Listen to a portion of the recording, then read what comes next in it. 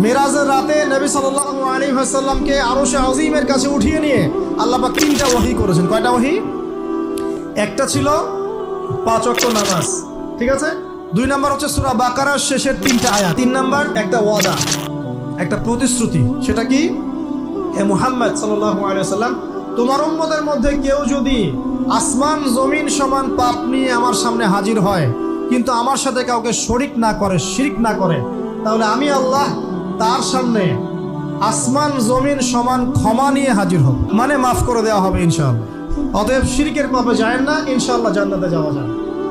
যে ব্যক্তি মন থেকে একবার লা ইলাহা ইল্লাল্লাহ পড়েছে, সমস্ত বিষয় আল্লাহর দিকে সুপর্দ করে, তার অন্যান্য অনেক পাপ থাকতে পারে, আল্লাহ পাক চাইলে সব পাপ মাফ করতে পারে। অতএব মান রব্বুক উত্তর দিতে চাইলে শিরকের পাপে যাওয়া যাবে।